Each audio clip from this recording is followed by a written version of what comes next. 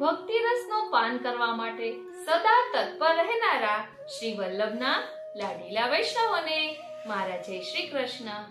વાલા વૈષ્ણવો, આજે ચૈત્ર સુદ પૂનમ છે. હમણાં આપણે ભાવદર્શન કર્યું હતું કે ચૈત્ર સુદ પૂનમથી શરદ પૂનમ સુધી રાસલીલા નો પાઠ કરવો જોઈએ. આપણે નંદાસીકૃત રાસ પંચાધ્યાયનું ભાવદર્શન કર્યું હતું. આજે આપણે શ્રી મહાપ્રભુજીનું સ્વરૂપ એક નવા જ રૂપમાં સમજીશું. શ્રી મહાપ્રભુજીનું શ્રી સર્વોત્તમ સ્તોત્રમાં એક નામ છે રાસલીલૈક તાત્પર્યઃ કૃપયે તત્ કથા પ્રદઃ. એટલે રાસલીલાના તાત્પર્યને જાણનારા શ્રી વલ્લભના સ્વરૂપને એક નવા જ રૂપમાં સમજીશું. માટે સત્સંગમાં જોડાયેલા રહેશો. તો સંગે કોઈ વૈષ્ણવ થાય તો તું વૈષ્ણવ સાચો. અને શ્રીનાથજી અને શ્રી મહાપ્રભુજીની વધાઈમાં આવે છે ને, પ્રીત બંધી શ્રી વલ્લભ પદસો ઓર નમન में આવે હો. પઢ પુરાણ ખટ દર્શનની કે જો યહ દર્શન પાવે હો.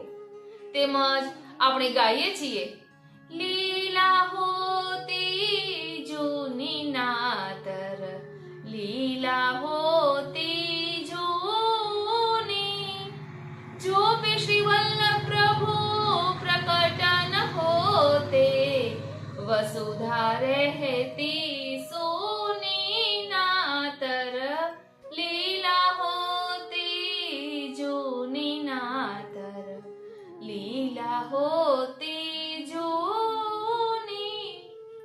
એટલે આપણા શ્રીનાથજી સ્વયં ફરી શ્રી વલ્લભ પ્રભુ સ્વરૂપે પ્રકટ થયા અને શ્રી વલ્લભ પ્રભુ પણ રૂપ બદલીને વલ્લભ કુલના સ્વરૂપમાં આપણા ઉપર કૃપા વરસાવી રહ્યા છે.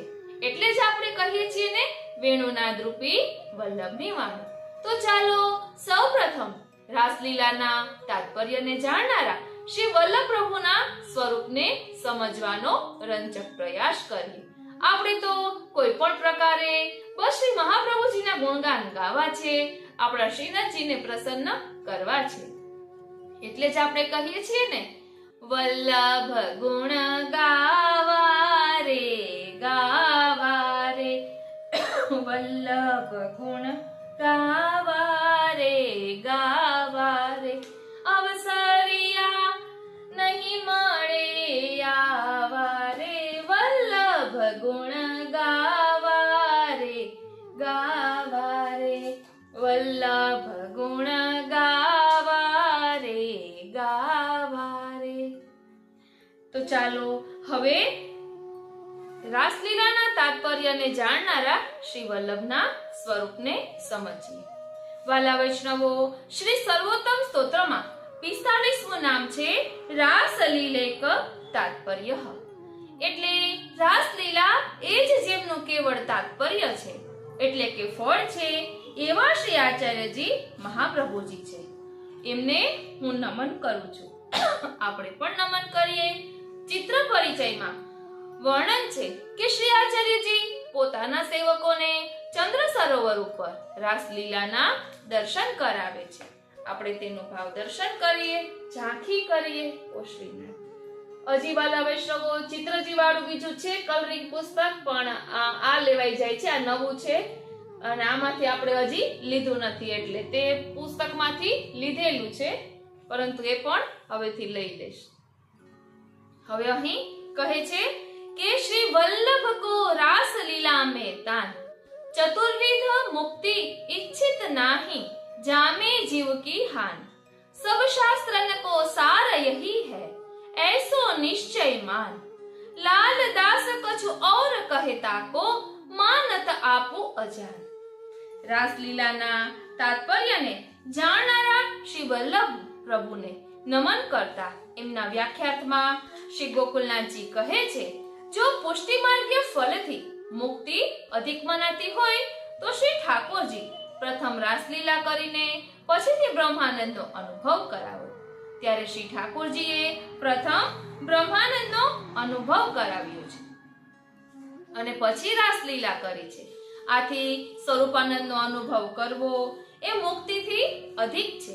આથી રાસલીલામાં શ્રી મહાપ્રભુજીનો આથી રાસલીલામાં શ્રી મહાપ્રભુજીનો અભિપ્રાય છે કે મર્યાદા માર્ગીય મુક્તિ પુષ્ટિ માર્ગીય મુક્તિના આગળ તુચ્છ છે. વળી મુખ્ય અને સર્વોપરી રાસલીલા એ જ તાત્પર્ય છે. તેથી સ્વરૂપાનંદનો અનુભવ કરવો એ જ શ્રેષ્ઠ ફળ છે. તેથી રાસલીલા સંબંધી રસરૂપ ફળનું દાન શ્રી મહાપ્રભુજી પોતાના ભક્તોને કરે છે અને એ કારણથી શ્રી મહાપ્રભુજીના ગ્રંથોમાં ગોપ્ય રીતે અત્યંત ગૂઢ રાસલીલાનું વર્ણન છે, જેથી આ જ્ઞાન અંતરંગ ભક્ત વિના અન્ય કોઈને ન થાય. ધ્યાન આપજો, શ્રી વલ્લભ પ્રભુના ગ્રંથોમાં અત્યંત ગૂઢ રાસલીલાનું વર્ણન છે. અને અહીં કહ્યું ને કે જે પોતાના અંતરંગ ભક્ત વિના અન્ય કોઈને નથી સમજાતું. તો આપણે 16 ગ્રંથોનું ભાવ દર્શન કરતા હોઈએ છીએ. તેમજ શ્રીનાથજી આ સુબોધિનીજી ભાગવતજી આદિનું ભાવ દર્શન કરતા હોઈએ છીએ. તો તેમાં રાસલીલાના ગૂઢ ભાવો રહેલા છે. એ ગૂઢ ભાવોને આપણે શ્રદ્ધા અને ભક્તિભાવપૂર્વક મનન ચિંતન કરીએ તો એ ભાવને આપણે રંજક જાણી શકીએ છીએ. તેથી શ્રી ગુસાઈજીએ રાસલીલેક તાત્પર્યાય નમઃ એ શ્રી મહાપ્રભુજીના નામનું નિરૂપણ કર્યું છે. અને રાસલીલેક તાત્પર્યાય નમઃ તેનું ધોળ જોઈએ તો રાસલીલામાં જેનું તાન શ્રી વલ્લભરાયજી રાસ, એ જ લીલાનું કરે ગાન શ્રી વલ્લભરાયજી રાસ. નૃત્ય બંધ જલસ્થલનો વિહાર લઘુરાસ મહારાસનો પ્રકાર કહ્યો કરીને વિસ્તાર શ્રી વલ્લભરાયજી. લીલા નિર્દોષ આ નટવર લાલની દર્પણ સામે દેખીને રમતા બાલની, તેમાં કામનું નહીં નિશાન શ્રી વલ્લભરાયજી. રાસ ક્રિયા બધી કામ શાસ્ત્ર અનુસારે, લૌકિક કામની ગંધ ન લગારે, કામ રોગ જાય શ્રવણ પાન શ્રી વલ્લભરાયજી. દશમ સ્કંદ શ્રી ભાગવત કહીએ, દ્વાદશ અંગ તે શ્રીનાથજીના લહીએ, પંચાધ્યાયી પંચ પ્રાણ શ્રી વલ્લભરાયજી. રાસલીલાનો ભાવ પ્રગટ કરીને નિરાશ કીધા પંડિત અરીને, છે દયા સંશય સપ્રમાણ શ્રી વલ્લભરાયજી. રાસલીલા ફલરૂપ કરી જાણે, અંતરમાં આપ એ રસ માણે, લાલ પ્રભુ રસની છે ખાણ શ્રી વલ્લભરાયજી. હજુ આપણે વિસ્તારથી સમજીએ. રાસલીલેક તાત્પર્યાય નમઃ એટલે રાસલીલાનું તાત્પર્ય પ્રકટ કરનારા શ્રી મહાપ્રભુજી એકમાત્ર છે. હું તેમને નમન કરું છું. રાસલીલાના તાત્પર્યને પ્રકટ કરવા માટે શ્રી મહાપ્રભુજી સતત પ્રયત્ન કરે છે. રાસલીલાનો રસ ભૂતળમાં પ્રકટ કરવા માટે તો આપનું પ્રાકટ્ય છે. શ્રી ભાગવત ઉપર મોટા મોટા મહાત્માઓએ ઘણી ટીકાઓ લખી છે, છતાં રાસલીલાનું રહસ્ય પૂરેપૂરું એમની સમજમાં આવ્યું નથી. જેવું રાસલીલાનું રહસ્ય શ્રી મહાપ્રભુજીએ આપણને સમજાવ્યું છે, એવું રહસ્ય આજ સુધી બીજું કોઈ સમજાવી શક્યું નથી. શ્રી ઠાકોરજી 3 પ્રકારે લીલા કરે છે. એક તો મૂળ લીલા, બીજી નિત્ય લીલા અને ત્રીજી ભૂતલ પરની લીલા. આમાં ભૂતલ ઉપર 3 લીલા કરે છે: ધર્મ સ્વરૂપની લીલા, ધર્મી સ્વરૂપની લીલા અને નામ લીલા. ધર્મી સ્વરૂપે એક પ્રકારની લીલા કરે છે, તેમાં સંયોગ અને વિપ્રયોગ લીલાનો સમાવેશ થાય છે. આ રૂપ લીલા છે. અને બીજી લીલા છે નામ લીલા. અને ત્રીજી લીલા બાહ્ય અને આંતર રૂપે અનુભવાતી લીલા છે. રાસલીલામાં ફલ પ્રકરણમાં આ 3 લીલાઓનું તાત્પર્ય શ્રી મહાપ્રભુજીએ આપણને સમજાવ્યું છે. એક ભગવદીય બ્રજમાં રહેતા હતા. તેમણે કહ્યું કે રાસલીલાનું તાત્પર્ય રાસ પંચાધ્યાયી સુધી જ છે એવું સમજવાનું નથી. આ રાસલીલાને સમજવા માટે આપણે ભ્રમર ગીત સુધી જવું જોશે. રાસ પંચાધ્યાયીના 5 અધ્યાય, યુગલ ગીતનો 1 અધ્યાય અને ભ્રમર ગીતના 2 અધ્યાય સુધી જવાનું થશે. આટલા અધ્યાય ભેગા કરો ત્યારે રાસલીલાનું તાત્પર્ય સમજી શકાશે. તો જ તમે પ્રભુનું સ્વરૂપ સમજી શકો. શ્રી ઠાકોરજી જે પ્રત્યક્ષ લીલા કરે છે તે બાહ્ય લીલા છે. એ બાહ્ય લીલામાં તેમના ધર્મ સ્વરૂપનો અનુભવ થાય છે. લઘુરાસ એ ધર્મ સંયોગ છે, મહારાસ ધર્મી સંયોગ છે. યુગલ ગીતની લીલા એ ધર્મ વિપ્રયોગની લીલા છે. ભ્રમર ગીતની લીલા એ ધર્મી વિપ્રયોગની લીલા છે. શ્રી ઠાકોરજી આપણી નજર સામે પણ રાસ ખેલે છે, જેના દર્શન આપણે શરદ પૂર્ણિમાની રાત્રે સેવામાં કરીએ છીએ. ભગવદીઓએ એ લીલાના કીર્તનો ગાયા છે. એ કીર્તનોનું શ્રવણ અને રાસલીલાનું દર્શન બાહ્ય રસ છે. શ્રી ઠાકોરજી ભક્તોના અંતઃકરણમાં પણ રાસ રમે છે. જેમ એક સમુદ્રમાં અનેક તરંગો ઉત્પન્ન થાય, તેમ ભક્તના હૃદયમાં સતત પ્રભુની અનંત રાસલીલાઓ ચાલતી હોય છે. ઓ શ્રીનાથ. આ રાસલીલાનો આંતર સંયોગ અને આંતર વિપ્રયોગ છે.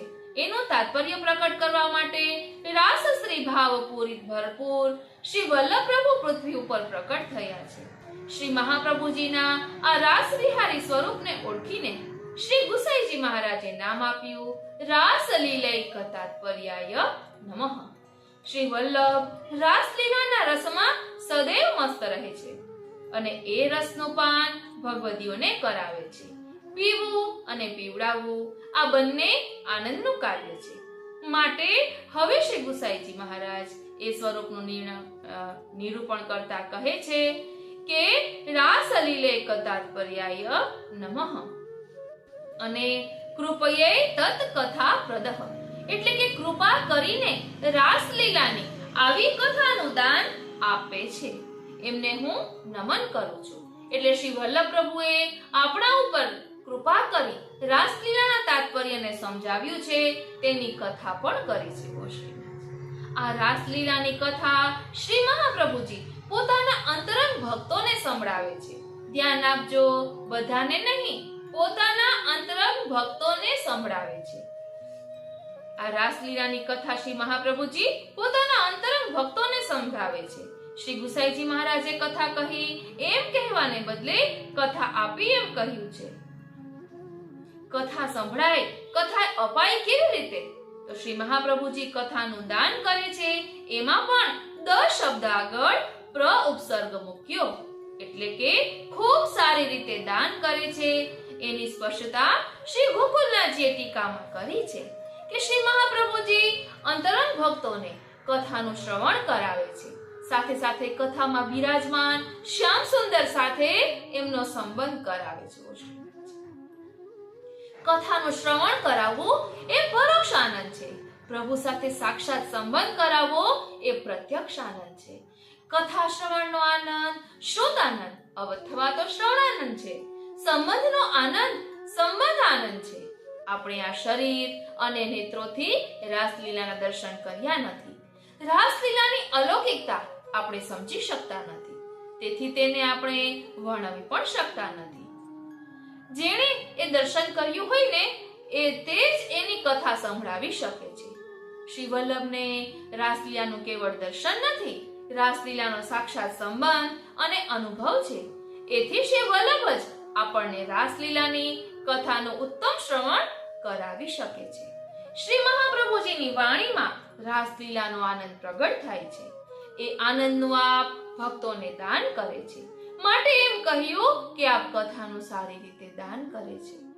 ગોલોકધામમાં પ્રભુની જે લીલા છે તે મૂળ લીલા છે. ભૂતળના જીવો ઉપર કૃપા કરવા સારસ્વત કલ્પમાં એ લીલા આપે ભૂતળમાં પ્રગટ કરી છે. ત્યારથી અલૌકિક સ્વરૂપથી એ લીલા નિત્ય છે. ભૂતળમાં અલૌકિક સ્વરૂપે આ લીલા નિત્ય હોવાથી તે નિત્ય લીલા કહેવાય છે. પ્રભુ પોતાના અવતાર કાળમાં આ લીલાનો અનુભવ સૌને કરાવે છે, ત્યારે એ ભૂમિ લીલા અથવા ભૂતળ લીલા કહેવાય છે. પ્રભુની ભૂમિ લીલાનો અનુભવ એવા ભક્તોને થયો કે જે પ્રભુની મૂળ લીલા સાથે સંબંધ ધરાવનારા હતા, એટલે તે ગોલોકમાં પ્રભુની સાથે રહેનારા હતા. જેઓ ગોલોકના જીવો ન હતા તેમને ભૂતલ ઉપર પ્રભુની ભૂમિ લીલાનો કે નિત્ય લીલાનો અનુભવ થતો નથી. એ અધિકાર કેવળ ગોલોકના જીવોનો જ છે. આપણે ભૂતળ ઉપર પ્રગટ થયા છીએ, પ્રભુની મૂળ લીલાના જીવો છીએ, માટે એ લીલા સાથે આપણો સંબંધ કોઈ પ્રકારે છે. આથી શ્રી મહાપ્રભુજીએ આપણા લીલા સ્વરૂપનું અનુસંધાન કરાવ્યું છે. એ અનુસંધાન દ્વારા આપણને પ્રભુની નિત્ય લીલાનું અનુસંધાન કરાવ્યું છે અને તે રીતે ભગવત સ્વરૂપનું દાન કરે છે. શ્રી મહાપ્રભુજી નો નિત્યનો નિયમ હતો કે બપોર સુધી સેવા કરી થોડો વિશ્રામ લઈ વૈષ્ણવોની વચ્ચે બિરાજી વેણુ ગીત અને યુગલ ગીતની ભગવદ વાર્તા કરવી. શ્રી મહાપ્રભુજી ભાગવદાદીનો પાઠ અને પારાયણ કરતા, પોતાના ભક્તો સામે એના પ્રસંગોનું વચનામૃત પણ કરતા, પણ નિત્ય નિયમથી તો વેણુ ગીત અને યુગલ ગીતની જ રસવર્ષા કરતા. વેણુ ગીત અને યુગલ ગીતમાં પ્રભુના ધર્મ અને ધર્મી સ્વરૂપોનું નિરૂપણ છે. તેના દ્વારા સતત રાસલીલાનું રસવર્ષણ શ્રી મહાપ્રભુજી ભગવદી ઉપર કરતા. એટલે જ આપણે ગાઈએ છીએ ને, વેણુ ગીત પુની યુગલ ગીત કી રસબર ખાબર ખાઈ પ્રગટવે માર્ગ રીત દિખાઈ. માર્ગ રીત દિખાઈ પ્રગટવે માર્ગ રીત દિખાઈ. માર્ગ રીત દિખાઈ પ્રગટવે માર્ગ રીત દિખાઈ.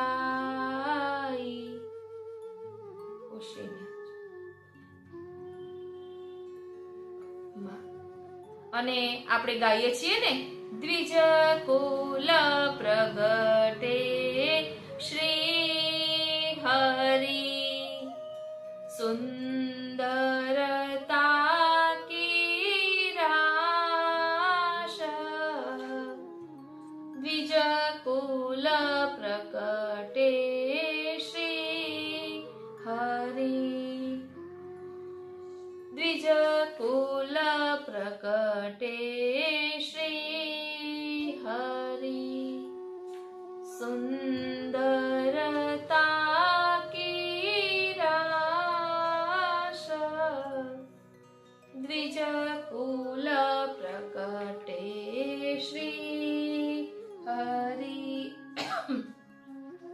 અને આપણે ગાઈએ છીએ, તેલંગ તિલક શ્રી મદવલ્લભ. તેલંગ તિલક શ્રી મદવલ્લભ. કંઠ ઉપરણા સુંદર ધોતી, ભાલે ઝળકે છે હીરા ને મોતી. નહીં હીરા મોતીની માળા, સાદી રચના તુલસીની માળા. મુખ કાંતિની શોભા નિહાળી, મંદ હાસ્ય ને રસ ભરી વાણી. તેલંગ તિલક શ્રી મદવલ્લભ. તેલંગ તિલક શ્રી મદવલ્લભ. મુખ કાંતિની શોભા નિહાળી, મંદ હાસ્ય ને રસ ભરી વાણી. તેલંગ તિલક શ્રી મદવલ્લભ. તેલંગ તિલક શ્રી મદવલ્લભ. ઓ શ્રીનાથ. હાય મારા નાથ. વાલા વૈષ્ણવો, નિસાધનતા આવે ને એટલે તરત જ પ્રભુ કૃપા કરે. આપણે જ્યારે કોઈ પણ સાધન કરતા હોઈએ પછી એમ થાય કે હવે મારા હાથમાં બાજી નથી. આપણે નિસાધન થઈએ ને એટલે તરત જ પ્રભુ કૃપા કરે.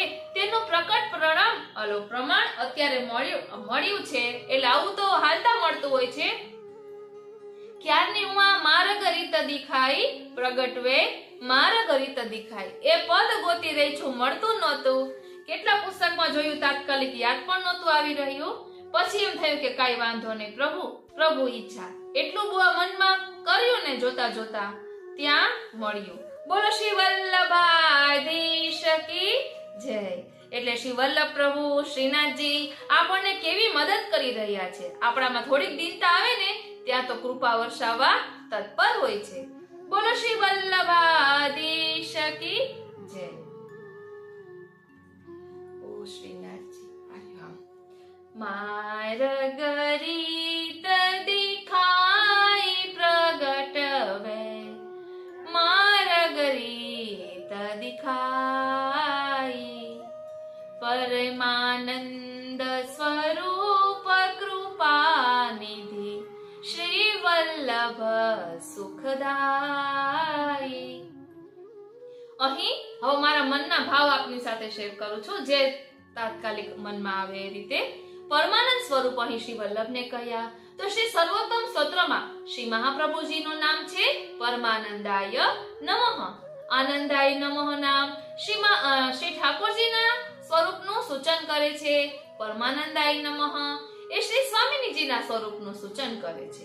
અને શ્રી કૃષ્ણાસ્યાય નમઃ એ શ્રી આચાર્યજી મહાપ્રભુજીના સ્વરૂપનું સૂચન કરે છે. અહીં પરમાનંદ સ્વરૂપ અને કૃપાનિધિ કહ્યા તો સર્વોત્તમ સ્તોત્રમાં શ્રી મહાપ્રભુજીનું એક નામ છે પરમાનંદાય નમઃ અને એક નામ છે કૃપાનિધયે નમઃ. એટલે આવા શ્રી વલ્લભ પ્રભુ છે. અને શ્રી વલ્લભ સુખદાય એટલે સુખનું દાન કરનારા શ્રી વલ્લભ પ્રભુ છે. એટલે એ પણ અલૌકિક સુખનું દાન કરનારા. એટલે શ્રી વલ્લભ પ્રભુનું સ્મરણ કરતા દુઃખ, ત્રણેય પ્રકારના દુઃખની નિવૃત્તિ થાય છે. આધિભૌતિક, આધ્યાત્મિક અને આધિદૈવિક. અને દુઃખ દૂર થતા સુખનો, આનંદનો અનુભવ થાય છે અને તે પણ અલૌકિક. આપણે શ્રી યમુનાજી માટે પણ કહીએ છીએ ને, સબન કો સુખ દેત ન પિય સંગ કરત સેન, ચિત્ત મે તબ પરત ચેન જબહી બોલે. શ્રી વલ્લભ પ્રભુ પણ એવા જ છે. આપણને વિરહનું દાન કરનારા છે, રાસલીલાના તાત્પર્યને સમજાવનારા છે. અહીં કહે છે એટલે આ વધાય છે ને વાલા વૈષ્ણવો, એમાં શ્રી મહાપ્રભુજીની દિનચર્યા ટૂંકમાં સમજાવેલી છે એમ કહીએ ને તો પણ ચાલે. કારણ કે શું કહ્યું? પ્રગટ વે માર્ગ રીત દેખાય. એટલે પુષ્ટિ માર્ગની જે રીત છે, વૈષ્ણવોની દિનચર્યા કેવી હોવી જોઈએ તેનો નિર્દેશ આ વધાઈમાં કર્યો છે. અહીં કહે છે કરી સિંગાર ગિરિધરન લાલકો જબ કર બેનું ગહાઈ, લે દર્પણ સન્મુખ ઠાડે વે નિરખી નિરખી મુસ્કાઈ.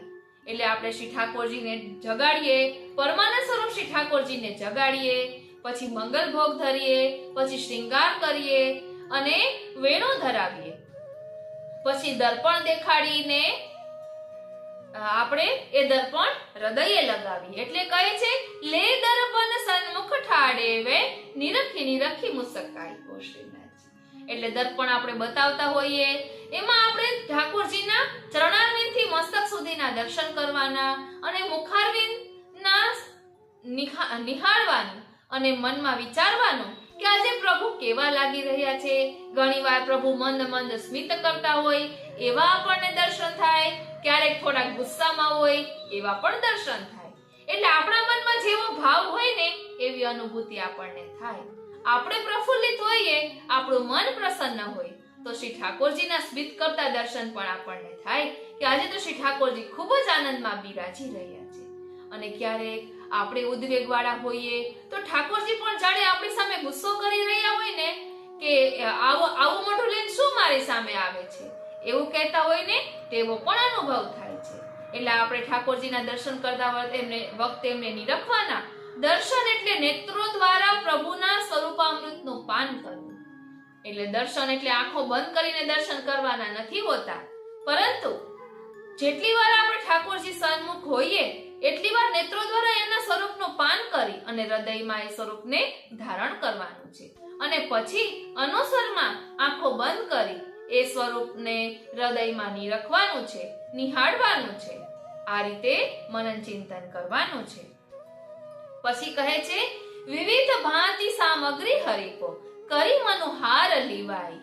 એટલે આપણે ઠાકોરજી માટે સામગ્રી સિદ્ધ કરીએ તો પ્રભુને મનુહાર કરીને લેવડાવવાનું. ઠાકોરજીને આપણે કાલાવાલા કરીને આરોગાવીએ તો એને ખૂબ જ આનંદ આવે. આપણે ઘરમાં પણ જો પ્રસન્નતાથી ન રહેતા હોઈએ, ઘરના સભ્યો બધા જમતા હોય તો બસ આમ મૂકી દીધું, ગુસ્સાવાળો ચહેરો હોય તો કોઈને જમવું પણ ન ગમે. આપણા લૌકિક ઉદાહરણથી લઈ રહ્યા છીએ. તેવી જ રીતે આપણે ઠાકોરજીને મનોહાર કરીને લેવડાવીએ તો ઠાકોરજીને અનેરો આનંદ આવે, કારણ કે પ્રસન્નતા ઠાકોરજીને ખૂબ જ ગમે છે. પછી કહે છે, જલ અચવાય સુગંધ સહિત મુખ, બીરી પાન ખવાય. એટલે સેવાનો પ્રકાર જ છે કે પછી ઠાકોરજીને આપણે રાજભોગ ધરાવ્યા હોય, પછી અનુસર હોય આ બીરી લેવડાવીએ, પછી અનુસર પટ દે બેઠે નિજ ગૃહ આય. એટલે શ્રી મહાપ્રભુજી અનુસર કરાવીને પછી પોતાના બેઠકમાં બિરાજે છે અને કહે છે, ભોજન કરી વિશ્રામ છીનક લે નિજ મંડલી બોલાય. એટલે આ ભોજન કર્યા પછી છીનક જ વિશ્રામ લે છે, એટલે થોડીક વાર જ આરામ કરે છે, કારણ કે આપણી તત્પરતા છે કે નિજ ભક્તોમાં ભાવની વૃદ્ધિ થાય એના માટે વેણુ ગીત પુની યુગલ ગીત કી રસ બરખા બરખાય. એટલે આ છીનક વિશ્રામ લઈને શ્રી વલ્લભ પ્રભુ નિજ મંડલીને બોલાવે છે. એટલે આપણે હવેલીએ જતા હોઈએ છીએ તો વલ્લભકુળના બાળકો વચનામૃત કરતા હોય છે, એટલે અનુસરના સમયમાં આ પ્રકાર હોય છે. પછી કહે છે, કરત કૃપા નિજ દેવી જીવન પર શ્રી મુખ વચન સુનાય. એટલે કૃપા કરીને આપ વચનામૃત કરે છે. પછી વેણુ ગીત પુની યુગલ ગીત કી રસ બરખા બરખાય, પ્રગટ વે મારી ગરીત દેખાય. સેવા રીત પ્રીત વ્રજ જનકી, જનહિત જગ પ્રગટાઈ, પ્રગટ વે માર્ગ રીત દેખાય. દાસ શરણ હરિ વાગધીશ કી, ચરણ રેણુ નિધિ પાઈ. ઓ શ્રીનાથજી, પ્રગટ વે માર્ગ રીત દેખાય. એટલે દરેક પદમાં ઠાકોરજીના દ્રઢાશ્રયની, શ્રી મહાપ્રભુજીના ચરણારવિંદના દ્રઢાશ્રયની વાત તો છે જ. અહીં કહ્યું ચરણ રેણુ નિધિ પાઈ, એટલે નિધિ સ્વરૂપ એવા ચરણ રેણુ ની પ્રાપ્તિ થઈ. પ્રગટ વે માર્ગ રીત દેખાય. અને શ્રી વલ્લભ પ્રભુ શા માટે પ્રગટ્યા છે? તો પ્રગટે પુષ્ટિ મહારસ દે. તો આ મહારસ શું છે? એ રાસલીલાનું તાત્પર્ય એ જ મહારસ છે. રાસલીલાનો અનુભવ વ્રજ ભક્તોએ જે અનુભવ કર્યો છે, એમને જે ભાવ પ્રકટ કર્યો છે, એ ભાવનો રંચક પણ અનુભવ થાય એના માટે શ્રી વલ્લભ પ્રભુ સદા તત્પર રહે છે. ઓ શ્રીનાથજી, એટલે અહીં કહે છે કે શ્રી વલ્લભ હરિભાવ અગ્નિમુખ રૂપ સમર્પિત લે, નિત્ય સંબંધ કરાય દયાનિધિ, વિરહ અલૌकिक બેન. यह प्राकट्य रहत हृदय में, तीन लोक में किए अभय. रहिए ध्यान सदा इनके पद, पातक को लगे ना, रसिक यह निर्धार निगम मति, साधन और न है ना. અહીં કહ્યું છે રાસલીલાના તાત્પર્યને જાણનારા શ્રી વલ્લભ પ્રભુ છે. તો શ્રી વલ્લભ પ્રભુનું એક નામ છે તત્સારભૂત રાસસ્ત્રી. ઓ શ્રીનાથજી, તત્સારભૂત રાસસ્ત્રી ભાવપૂરિત વિગ્રહ. એટલે શ્રી વલ્લભ છે ને એ શ્રી ભાગવત રૂપી અમૃત સાગરમાં સારરૂપ વ્રજ ભક્તોના ભાવથી પૂર્ણ સ્વરૂપ વાળા છે. તેના ચિત્ર પરિચયમાં છે, એક જ શૈયાજીમાં શ્રી આચાર્યજી શ્રી નવનીત પ્રિયાજી સાથે પોઢ્યા છે. શ્રી વલ્લભ કે સકલ અંગ રસ પૂરિત, રાસ સ્ત્રી રસ ભાવ ઝલકત है और कछु नहीं इत. श्री भागवत को सार सोई है जागावत मुनि नित, लाल दास रस उमग उमग के बानी ते प्रकटित. એટલે શ્રી ગોકુલનાથજી આ નામનું વ્યાખ્યાત કરતા કહે છે કે શ્રીમદ ભાગવત સ્વરૂપી રસસાગર શાસ્ત્ર પુરાણ, ઉપનિષદો, શ્રુતિ સ્મૃતિ આદિના સારરૂપ છે. તેનું વર્ણન જે અન્ય પંડિતો, આચાર્યો, મુનીશ્વરોએ કર્યું છે તેમાં તો જ્ઞાન માર્ગનું જ નિરૂપણ કરવામાં આવ્યું છે અને નવધા ભક્તિનું નિરૂપણ પણ પુષ્ટિ માર્ગની રીતથી થયેલું છે. પરંતુ પુષ્ટિ માર્ગીય વ્રજ સુંદરીઓ, વ્રજ ભક્તોના ભાવ અને સારરૂપ શ્રી પૂર્ણ પુરુષોત્તમની લીલાનું વાસ્તવિક નિરૂપણ અન્ય પંડિતોએ કર્યું નથી, કારણ કે અન્ય પંડિતોને શ્રી પૂર્ણ પુરુષોત્તમની લીલાનું જ્ઞાન નથી, તો પછી વ્રજ ભક્તોની લીલાનું જ્ઞાન તો ક્યાંથી હોય? એટલે શ્રી આચાર્યજી મહાપ્રભુજીએ શ્રી ભાગવત રૂપી અમૃત સમુદ્રનું મંથન કરીને તેના સાર રૂપે શ્રી શ્રુતિ રૂપા, ઋષિ રૂપા, નિત્ય સિદ્ધા અને તુર્યપ્રિયા આદિના યુથો સાથેના લીલા વિહાર આદિ દ્વારા કિશોર લીલાના રહસ્યપૂર્ણ બાળ લીલાનો વિસ્તાર કરીને વ્રજ સુંદરીઓએ રાસલીલાનો પ્રભાવ પ્રકટ કર્યો છે. એ જ પરમ રસમય અમૃતરૂપ સાર છે. તે સ્વરૂપ શ્રી મહાપ્રભુજીનો શ્રી અંગ છે. જેમ દૂધના સારરૂપ નવનીત એટલે કે માખણ દૂધ કરતા શ્રેષ્ઠ છે, તેવી જ રીતે વેદ, શાસ્ત્રો અને પુરાણો રૂપી દૂધમાં સારરૂપ નવનીત શ્રીમદ ભાગવતજી. આ ભાગવત અમૃતનો સમુદ્ર છે. તેનાથી ઉત્તમ પદાર્થ કોઈ નથી. એ શ્રી ભાગવત રૂપી અમૃતમાં પણ વ્રજ ભક્તોનો ભાવ એ અમૃતના કરતા પણ અધિક સારભૂત છે. એટલે વેદરૂપી આંબાના વૃક્ષમાં પૂર્ણ પુરુષોત્તમનું મહાત્મ્ય જ ફલરૂપ છે અને એ જ અમૃત ફલરૂપ પરમ પદાર્થ છે. તેને એકત્ર કરીને શ્રીમદ ભાગવતજી પ્રકટ કર્યું છે. તેથી ફલરૂપ શ્રીમદ ભાગવતજી છે તેમાં પૂર્ણ પુરુષોત્તમની અનેક લીલાઓનો પ્રકાર છે. તે લીલા વ્રજ ભક્તોના ભાવરૂપ છે અને શ્રી પૂર્ણ પુરુષોત્તમે પ્રકટ કરી છે. આ લીલા ભાવાત્મક છે. અમૃત સાગર શ્રીમદ ભાગવતજીમાં સારભૂત વ્રજ ભક્તોના ભાવોના બે પ્રકાર છે: સંયોગાત્મક અમૃત સારરસ અને વિપ્રયોગાત્મક અમૃત સારરસ. એ બંને રસરૂપ રસાત્મક શ્રી મહાપ્રભુજીનું સ્વરૂપ છે. જેમ સાકરનો સ્વાદ લેવાથી જ સાકરના સ્વાદનો ખ્યાલ આવી શકે, પરંતુ સાકરનો આકાર, પ્રકાર અને રંગ આદિના વર્ણનો સાંભળવાથી કે તેને જોવા માત્રથી સાકરનો સ્વાદ ખ્યાલમાં આવી શકે નહીં. તેવી જ રીતે વ્રજ ભક્તોના ભાવરસના અનુભવ વિના ભાવાત્મક લીલા કથા રસનો સ્વાદ આવી શકે નહીં. એટલે આપણે વ્રજ ભક્તોના ભાવને સમજીએ તો આ રાસલીલાના તાત્પર્યને આપણે સમજી શકીએ. તો આપણને રોમાંચ થાય આ રસરૂપ લીલાઓનું શ્રવણ કરતા.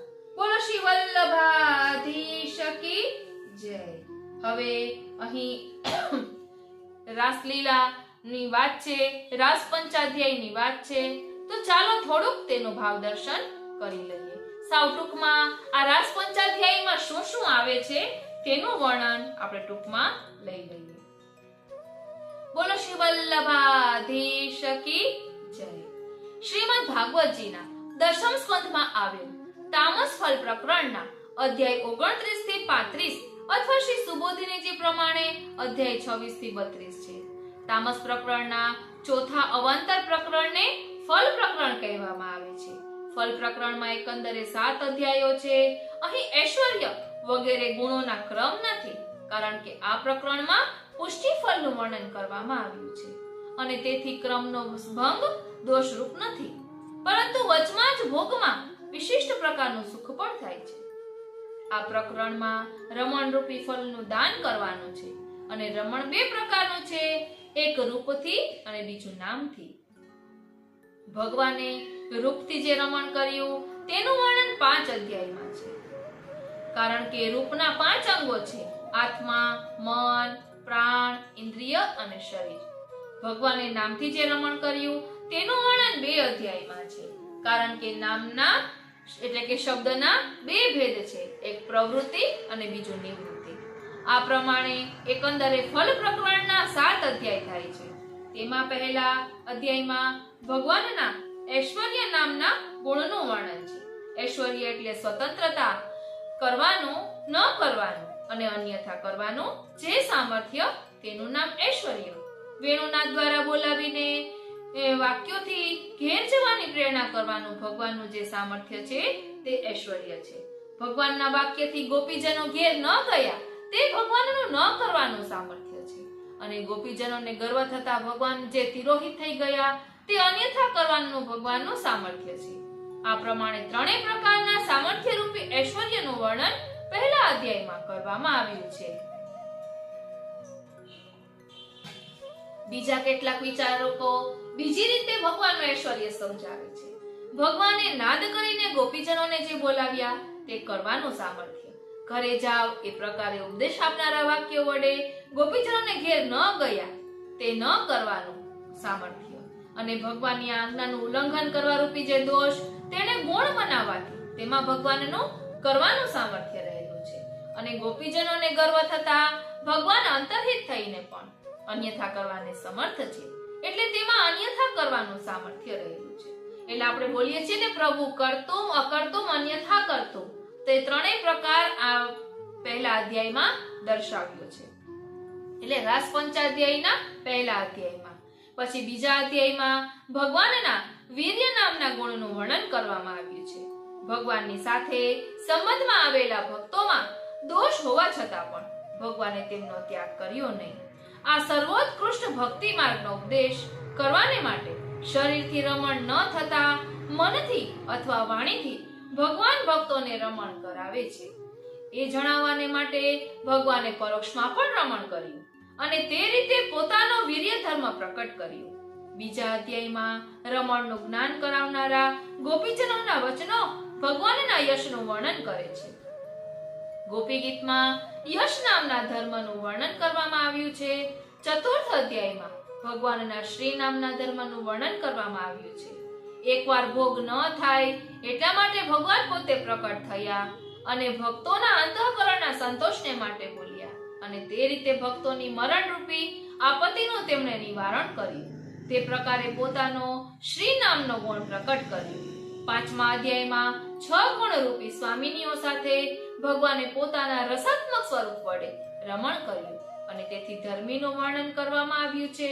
ચતુર્થ અધ્યાયમાં ભગવાનના પ્રાદુર્ભાવ રૂપી શ્રી ધર્મનું વર્ણન કર્યા પછી રમણની આવશ્યકતા હોય છે અને વૈરાગ્ય અને જ્ઞાન એ બે રમણમાંથી પ્રતિબંધ કરનારા છે.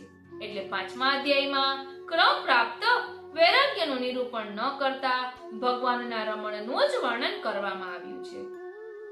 છઠ્ઠા અધ્યાયમાં ભગવાનના વૈરાગ્ય અને સાતમા યુગલ ગીતમાં જ્ઞાન ધર્મનું વર્ણન છે.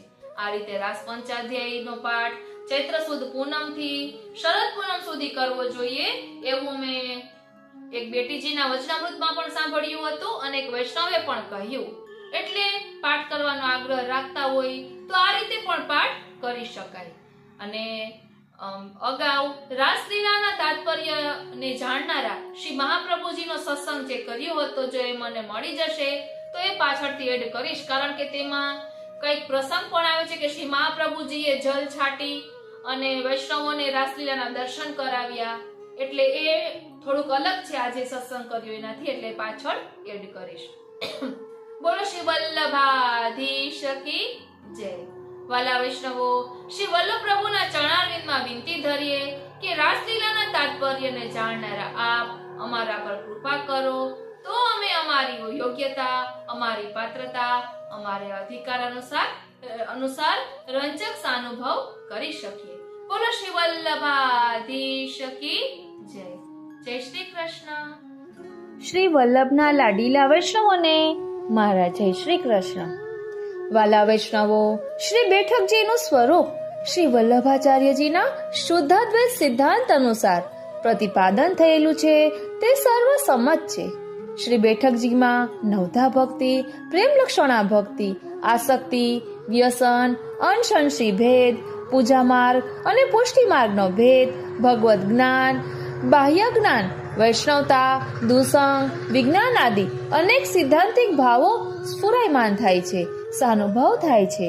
શ્રી મહાપ્રભુજીની રસલીલાનો અનુભવ થાય છે.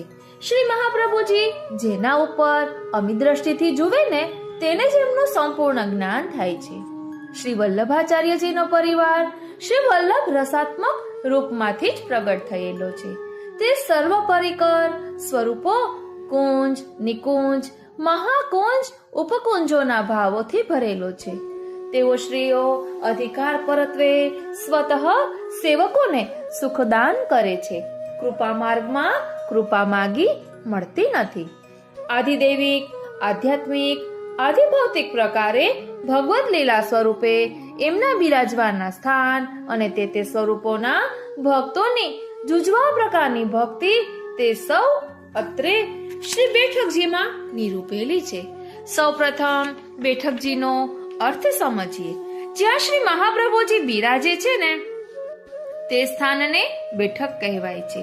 બે નો અર્થ છે નિશ્ચય, ઠ નો અર્થ છે જ્ઞાન શૂન્ય અને ક નો અર્થ છે જે પરબ્રહ્મ પુરુષોત્તમની સેવારૂપ જ્ઞાનથી નિશ્ચયપૂર્વક શૂન્ય અથવા રહિત છે, એટલે કે માયાવાદ. તેમના કલ્યાણની વાત, ઉપકારની વાત જ્યાં વિચારવામાં આવે છે ને તે સ્થળને બેઠકજી કહેવાય છે. શ્રીમદ ભાગવતજીના બીજા સ્કંધમાં લખ્યું છે કે જે સમયે બ્રહ્માજી ધ્યાનમાં મગ્ન હતા ત્યારે નારદજીએ પૂછ્યું કે આપ સૌથી મોટા છો, પછી કોનું ધ્યાન કરો છો? આપથી મોટું કોઈ નથી. ત્યારે બ્રહ્માજીએ કહ્યું કે હું એનું ધ્યાન કરી રહ્યો છું. જ્યારે હું નહોતો ત્યારે એના પહેલા કોઈ હતું, જ્યારે હું નહીં હોઉં ત્યારે મારા પછી પણ કોઈ હશે. આ દર્શન સિદ્ધાંતનો ઉત્તર છે. જીવે આ નક્કી કરવું પડશે કે હું નહોતો ત્યારે મારા પહેલા કોણ હતું, અને હું નહીં રહું ત્યારે મારા પછી કોનું અસ્તિત્વ હશે. આ બે વાતોને જે જાણે છે તે જ દ્રષ્ટિવાળો વ્યક્તિ છે. આ બંને વાતોને જે નથી જાણતો તે દ્રષ્ટિહીન એટલે કે આંધળો છે. જીવને આ બે દ્રષ્ટિની આવશ્યકતા છે. સૂરદાસજીએ આ આશયથી જ કહ્યું છે, સૂર કહા કહે દ્વિવિધ આંધળો. હું બે પ્રકારનો અંધ છું. આંધળો તો એક જ પ્રકારનો હોય છે, આંધળાપણું બે પ્રકારનો ના હોય. એટલા માટે કહે છે કે મારાથી પહેલા કોણ હતું એ પણ હું નથી જાણતો, અને મારાથી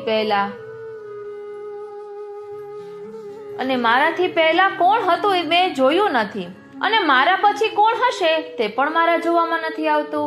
આ બે વાત જોવામાં નથી આવતી. એટલે હું કહું છું, સૂર કહા કહે દ્વિવિધ આંધરો, બીના મોલકો ચેરો, ભરોસો દ્રઢઈન ચરણન કેરો. શ્રી મહાપ્રભુજીના આશ્રિત જીવો વિશે કહે છે કે જ્યાં સુધી કોઈ પણ જીવ દુનિયામાં આવશે અને ભક્તિ કરશે તેમને જે જન્મ છે તે જગતમાં ફરી ફરીને થશે અને ઘણી વખત થશે. એનાથી વિપરીત જન્મ લેવા વાળા પ્રાણી અગર જન્મ લેશે અને ભગવત સેવા કરશે અને પોતાના આચાર્ય ગુરુના આશ્રિત થઈને કરશે તો તેનો જન્મ એ જગતમાં સમય સમયે બારી બારી થશે. અહીં ફરી ફરીને અને સમય સમયમાં તફાવત છે. ફરી ફરીને જન્મ કાળને આધીન છે, સમય સમયે જન્મ ભગવદ ઈચ્છાને આધીન છે.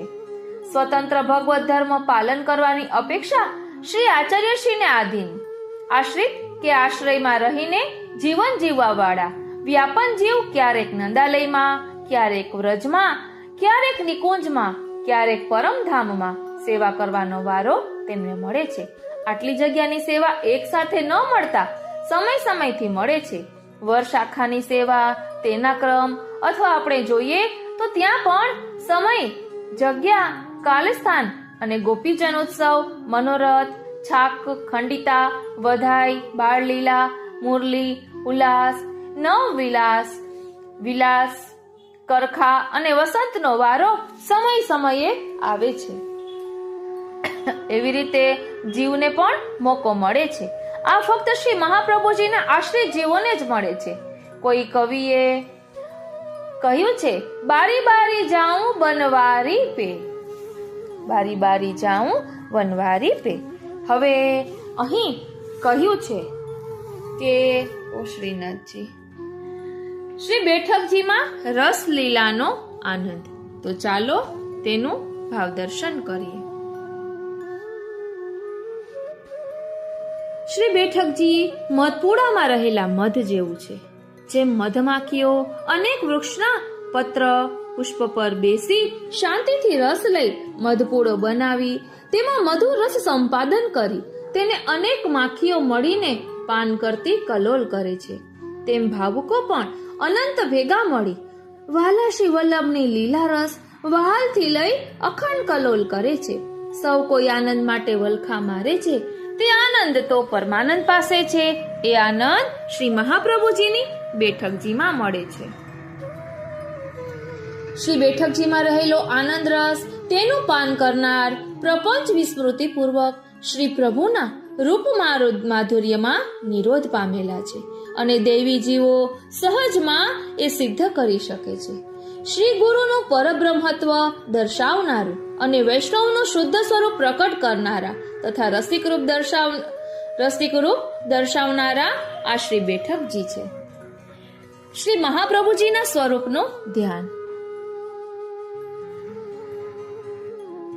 સૌંદર્યમ નિજરાત ગતમ પ્રકટિતમ શ્રી સ્ત્રી ગૂઢભાવાત્મકમ પૂનરૂપમ ચ પુનસ્તદંતરગતમ પ્રાવિવિશત સ્વપ્રિયે સંશ્લિષ્ટાવુભયોર્બભો રસમયઃ કૃષ્ણો હિ યત્ સાક્ષિકં રૂપં તત્ત્રિતયાત્મકં પરમભીધ્યેયં સદા વલ્લભમ.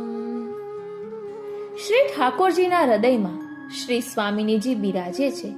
શ્રી સ્વામિનીજીના હૃદયમાં શ્રી ઠાકોરજી બિરાજે છે. જ્યારે વિપ્રયોગ થયો ત્યારે બંનેના હૃદયમાંથી સ્વરૂપ પ્રગટ થયું. ત્યારે શ્રી ઠાકોરજીને એવું લાગ્યું કે હું શ્રી સ્વામિનીજી છું, અને શ્રી સ્વામિનીજીને એવું લાગ્યું કે હું શ્રી ઠાકોરજી છું. આવો ઘણો જ વિરહ ઓ શ્રીનાથજી, આવો ઘણો જ વિરહ બંનેમાં પ્રગટ થયો. ત્યારે બંનેના મુખમાંથી વિરહની જ્વાલા નીકળી. અગ્નિ મહાપ્રકાશ વાળો. ત્યારે તે બંને અગ્નિને શ્રી ઠાકોરજીએ સંયોગ રસમાં પ્રવેશ કરાવ્યો. ત્યારે ત્રીજું સ્વરૂપ પ્રગટ થયું. તે સ્વરૂપ બંનેની વિરહ અગ્નિ અને બંનેનો સંયોગ રસ એવું ત્રિતયાત્મક સ્વરૂપ છે. એ શ્રી ઠાકોરજીને પરમ પ્રિય, ધ્યાન ગમ્ય, અતિ અદ્ભુત છે. આ સ્વરૂપ શ્રી મહાપ્રભુજીનું છે. આપની કૃપા વગર સંયોગ અને વિપ્રયોગ રસ સિદ્ધ ના થાય. ઓ શ્રીનાથજી, વાલા વૈષ્ણવો, વેદ વેદાંગ શાસ્ત્ર અનુસાર નહીં સમજી શકનાર માટે પણ આ નિષ્કંટક માર્ગદર્શક શ્રી બેઠકજી છે. ત્યાં જતા જ અંતરમાં આનંદની ઉર્મિઓનો કોઈ અવનવી અલૌકિક ઉદય થાય છે. જેમ વૃક્ષના મૂળમાં જળનું સિંચન થતા માત્રમાં આખું વૃક્ષ, ડાળ, પાંખડા, પત્ર, પુષ્પ સંયુક્ત પ્રફુલ્લિત થાય છે, તેવો શ્રી બેઠકજીનો અનુપમ રસ છે. આલોક અને પરલોક સહિત છે. જેના હૃદયમાં અલૌકિક અમૂલો રસ ઉતર્યો તેના રોમ રોમ આનંદમગ્ન થઈ દશાનો સ્વતઃ હૃદય પલટો થઈ જાય છે. જેણે નથી પીધું ને તેણે પીને અનુભવવા યોગ્ય છે. પીધામાં પણ ફેર છે હો. પ્રેમ, દૈન્ય અને વિશ્વાસ તેમાં મુખ્ય છે. છતાં અવિશ્વાસુ આસુરને પણ પીધાની અસર જ્યારે ત્યારે થવાની જ. એવો શ્રી બેઠક રસલીલાનો પ્રતાપ છે. સ્વધર્મ વિનાનો અને હરિમાં વિશ્વાસ વગરનો જીવતર વૃથા છે. અસમર્પિત, અન્યાશ્રય, અસદાલાપને દુસંગ, તેને જીતવો, દુષ્ટ વિષયોથી કેમ નિવૃત્ત થવું, આધિદૈવિક જીવન કેમ જીવવું, ભક્તિના શિખરે કેમ ચડવું, પ્રેમની ધ્વજા કેમ ફરકાવવી, રોમ રોમ રસાદ્ર કેમ કરવા, દૈન્ય પ્રેમ ભરી કથાઓ ક્યાંથી ભેગી કરવી, વિવિધ પ્રકારની અલૌકિક રસમય ભાવનાઓથી હૃદય કેમ ભરવું, રસોવૈસહ પ્રભુના પુષ્ટિ માર્ગમાં પડાવનારી ચેતવણી ચિત્તમાં કેમ સ્થિર કરવી, ભગવાન અને ગુરુઓનું દાસત્વ કેમ સિદ્ધ કરવું, શ્રી કૃષ્ણ અને શ્રી રાધિકાજીના યુગલ રસે રસતર કેમ કરી બન્યા રહેવું, 252, 84, અષ્ટસખા તથા દામોદરદાસ આદિનો અનુરાગ અંતરમાં કેવી રીતે ઉતારવો, એમનો સેવા રસાસ્વાદ આપણે કેવી રીતે મેળવી શકીએ, એ સર્વ પ્રબંધ શ્રી બેઠકજીની રસલીલામાં નવીન એટલે કે નિત્ય નવીન રીતે નિરૂપેલો છે. હો શ્રીનાથજી, તે મગજને એકાગ્રતા આપી ચિત્તનું ચાંચલ્ય તજીને જોશે તેને સર્વ મળશે. ધ્યાન આપજો, અહીં કહ્યું છે કે આપણે જે બેઠક ચરિત્ર લેવાના છીએ તેમાં એકાગ્રતાથી ચિત્તનું ચાંચલ્ય તજીને એટલે ચિત્તની ચંચળતા તજીને જો એનું ભાવ દર્શન કરવામાં આવશે ત્યારે રસલીલાના નિત્ય નવીન એમાં જે રસ દર્શાવેલો છે ભક્તિ રસ દર્શાવેલો છે, ભાવ રસ દર્શાવેલો છે, તેનું આપણે પાન કરી શકશું તો ત્યારે તેને બધું મળશે. જેનું ચિત્ત પ્રભુમાં હશે, શ્રી મહાપ્રભુજીના ચરણારવિંદનો દ્રઢ આશ્રય હશે. શ્રી બેઠકજીનું સ્વરૂપ શ્રી વલ્લભાચાર્યજીના શુદ્ધાદ્વૈત સિદ્ધાંત અનુસાર પ્રતિપાદન થયેલું છે, તે સર્વસંમત છે. શ્રી બેઠકજીમાં નવધા ભક્તિ, પ્રેમ લક્ષણા, આસક્તિ, વ્યસન, અંશંશી ભેદ, પૂજા માર્ગ અને પુષ્ટિ માર્ગનો ભેદ, ભગવદ જ્ઞાન, બાહ્ય જ્ઞાન, વૈષ્ણવતા, દૂષણ, વિજ્ઞાન આદિ અનેક સૈદ્ધાંતિક ભાવો સ્ફુરાયમાન થાય છે, સાનુભવ થાય છે. ઓ શ્રીનાથજી, સાનુભવ થાય છે. શ્રી મહાપ્રભુજીની રસલીલાનો અનુભવ થાય છે, જેના ઉપર શ્રી મહાપ્રભુજીની અમી દ્રષ્ટિ હોય ને, અમી દ્રષ્ટિથી જુએ ને, તેને જ આ સંપૂર્ણ જ્ઞાન થાય છે. તો ચાલો આ બેઠકજીનું રસપાન કરીએ, એમાં રહેલા ભાવને સમજીએ. સૌપ્રથમ જોઈએ શ્રી મહાપ્રભુજીની પૃથ્વી પરિક્રમા. સંપ્રદાયના પુષ્ટિ માર્ગીય પ્રારંભકાલ જે સમયમાં કંકાભિષેક થયો હતો, ત્યારથી જ શ્રી મહાપ્રભુજીને ભગવત સ્વરૂપ માનવામાં આવ્યું છે. શ્રીમદ ભાગવતજીના 11 સ્કંધમાં ઉદ્ધવજીને ભગવદ આજ્ઞા છે, આચાર્ય મામ વિજાનીયતમ. અને બીજા પણ પુરાણો પ્રમાણે શ્રી મહાપ્રભુજી વસ્તુતઃ કૃષ્ણ જ છે. અને શ્રી હરિરાય મહાપ્રભુજીએ 24 અવતારોના ગુણ અને ધર્મના સામ્યવાદ શ્રી મહાપ્રભુજીમાં પ્રમાણિત કર્યા છે. આમાં વામન ભગવાનના પણ ગુણ અને ધર્મ શ્રી મહાપ્રભુજીમાં બતાવ્યા છે. જેવી રીતે શ્રી વામન ભગવાનનું મૂળ નામ ત્રિવિક્રમ છે, એમ અને એમણે 3 લોક 2 પગના એટલે 2 ચરણના વિક્રમથી માપ્યા હતા અને 3જા ચરણના વિક્રમથી બલિરાજાનો અંગીકાર કર્યો હતો. આ જ ક્રમ શ્રી મહાપ્રભુજીની પૃથ્વી પરિક્રમા 3 વખતની પૃથ્વી પરિક્રમાથી છે. આ 3 પરિક્રમા રાજસ, તામસ અને સાત્વિક ભક્તોને અનાયાસે પોતાની તરફ આકર્ષિત કરવાને માટે છે. અતઃ 3 વાર 3 રીતે પૃથ્વી પરિક્રમા કરી છે. શ્રીનાથજી, જેવી રીતે રાજા બલિને ત્યાં શ્રી ઠાકોરજી પોતાની ઈચ્છા અનુસાર પધાર્યા, ઈચ્છા અનુસાર પોતાની યાચના રાખી, પોતાની ઈચ્છા અનુસાર 3 લોક માપ્યા, પોતાની ઈચ્છા અનુસાર રાજા બલિને ત્યાં સેવા અર્થે પાતાલમાં બિરાજ્યા. એવી જ રીતે શ્રી મહાપ્રભુજીના 4 કાર્ય છે: ભગવદ આજ્ઞા, ઈચ્છા, આ બંનેનું પાલન કરવું, ભગવદીય જીવોનો અંગીકાર કરવો, પુષ્ટિ માર્ગની સમગ્રતાનું વિચારપૂર્વક સ્થાપન કરવું, સેવ્ય સ્વરૂપ શ્રી હરિને ગોવર્ધન પર્વતથી પ્રગટ કરવા. શ્રીમદ ભાગવતજીના 6 અધ્યાયોમાં શ્રી નારદજી અને ભક્તિનો સંવાદ વૃંદાવનમાં કહ્યો છે. ભક્તિએ અહીં નારદજીને પોતાનું જીવન વૃત્તાંત સંભળાવ્યું છે. ભક્તિએ કહ્યું કે મારો જન્મ દ્રવિડમાં થયો, મારું પાલન પોષણ કર્ણાટકમાં થયું, ગુજરાતમાં આવી હું જીર્ણ થઈ, ગુર્જરે જીર્ણતામ ગતા. અહીં જીર્ણનો અર્થ કમજોર અથવા સુકાયેલું નથી, અહીં જીર્ણનો અર્થ છે પ્રાચીન.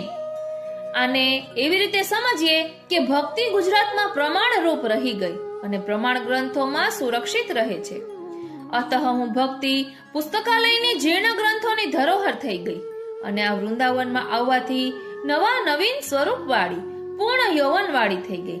જે વસ્તુ દુનિયામાં અતિ પ્રાચીનતામાં લુપ્ત થઈને પાછી જોવામાં આવે છે, ત્યારે તે નવી જેવી દેખાય છે. આ જ પુષ્ટિ માર્ગના લક્ષણ છે. ઓ શ્રીનાથજી, જે અતિ પ્રાચીન સારસ્વત કલ્પમાં હતો, તે હવે દ્વાપરના અંતમાં અને 28મા કલયુગમાં પ્રગટ થયેલો છે. તે એકદમ નવો છે. નિત્ય લીલા નિત્ય નવતમ શ્રુતિ ન પામે પાર. આ પુષ્ટિ માર્ગીય ભક્તિ નિત્ય નૂતન છે. સારસ્વત કલ્પની પછી જે ભગવત ભક્તિને પ્રભુ ચરણોમાં સમર્પિત થવાનો આટલા દિવસો પછી અવસર મળ્યો હોય, તે ભક્તિને ક્ષણ પ્રતિક્ષણ વિરહ અનુભવ નિશ્ચિત છે. એટલા માટે પુષ્ટિની વર્તમાન સ્થિતિમાં વિરહ અને તાપ ભાવને મુખ્ય ગણ્યા છે. ભક્તિની આ 4 જીવન યાત્રાઓના ક્લેશને શ્રી ઠાકોરજી સહન કરી શક્યા નહીં. એ પુષ્ટિ ભક્તિની 4 અવસ્થાઓના 4 પ્રકારના ક્લેશને નિવારણ કરવાને માટે શ્રી ઠાકોરજી શ્રી વલ્લભના સ્વરૂપમાં પ્રગટ્યા. ધ્યાન આપજો, પુષ્ટિ ભક્તિની 4 અવસ્થાઓના 4 પ્રકારના ક્લેશના નિવારણ કરવાને માટે શ્રી ઠાકોરજી શ્રી વલ્લભના સ્વરૂપમાં પ્રગટ્યા. શ્રી કૃષ્ણ રૂપે ગીતામાં 4 પ્રકારના ભક્તને 4 પ્રકારની ભક્તિથી આનંદિત કરવાને માટે શ્રી મહાપ્રભુજીએ 3 પૃથ્વી પરિક્રમા કરી અને 4થા વ્રજવાસ પ્રમુખ મુખ્ય રૂપથી નિશ્ચય કર્યો. આ ભક્તિને અને 4 પ્રકારના ભક્તોને આનંદથી જોડવાને માટે નંદાલયમાં પહોંચાડ્યા. આ શ્રી કૃષ્ણ જન્મના નંદ મહોત્સવ વાળો દિવસ છે. પ્રભુ ચરણોએ આ દિવસથી સેવા પ્રણાલિકા પ્રારંભ કરી છે. શ્રી મહાપ્રભુજીના અનુસાર ભાગવતજીના 10મ સ્કંદ ઉત્તરાર્ધના 84મા અધ્યાયમાં શ્રુતિઓની દ્વારા શ્રી કૃષ્ણની આરાધના છે. એમાં શ્રુતિઓએ જગતની માયાને ભસ્મ કરવાને માટે શ્રી કૃષ્ણની પ્રાર્થના કરી છે. આ અધ્યાયના પ્રથમ શ્લોકના આધારથી જગતની માયાને શ્રી કૃષ્ણમાં લીન કરવાને માટે બ્રહ્મ સંબંધનો ભાવ ઉત્પન્ન થયો છે.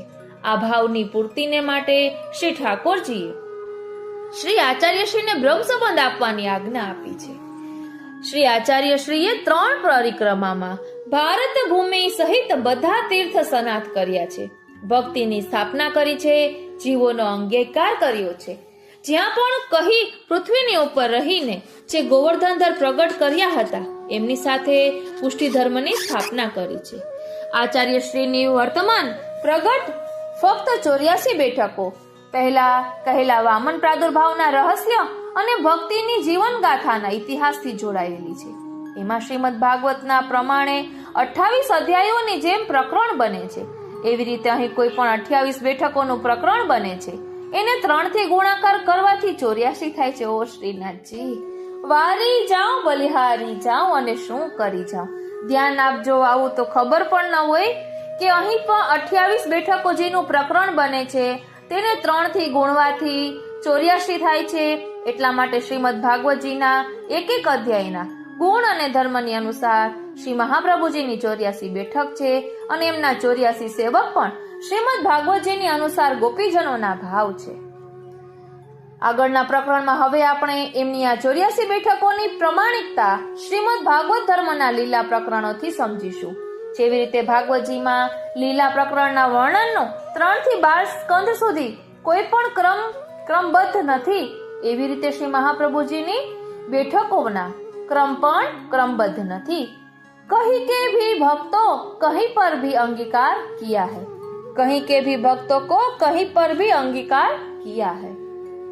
तो હવે જોઈએ શ્રી મહાપ્રભુજીના 84 બેઠકજી. આચાર્યશ્રીના 84 વૈષ્ણવ છે, આપશ્રીની 84 બેઠક છે. આપશ્રીના બ્રહ્મ સંબંધ મંત્રમાં પણ 84 શબ્દ છે અને વ્રજની સીમા પણ 84 કોષની છે. અહીં કોષનો અર્થ કિલોમીટર અથવા માઇલ થતો નથી. અહીં કોષનો અર્થ પર્તની ઉપર પર્ત એટલે કે પાન ઉપર પાન. જેવી રીતે ગિરિરાજ ગોવર્ધનમાં 7 કોષ છે, જેવી રીતે સેવામાં સહસ્રદલ કમલનો કોષ છે, એમ વ્રજમાં લીલાના 84 કોષ અથવા તો કમલદલ છે.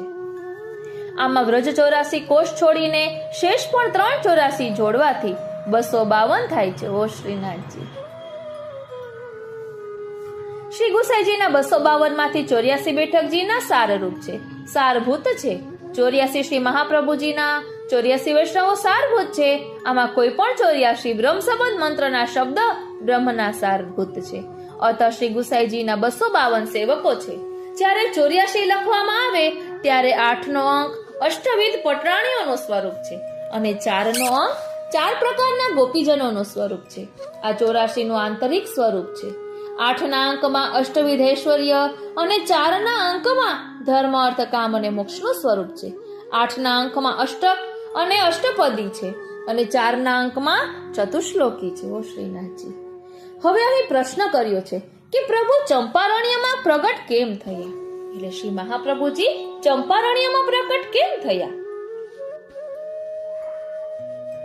ચંપાના ફૂલમાં સુંદર રંગ, રૂપ અને ગુણ છે.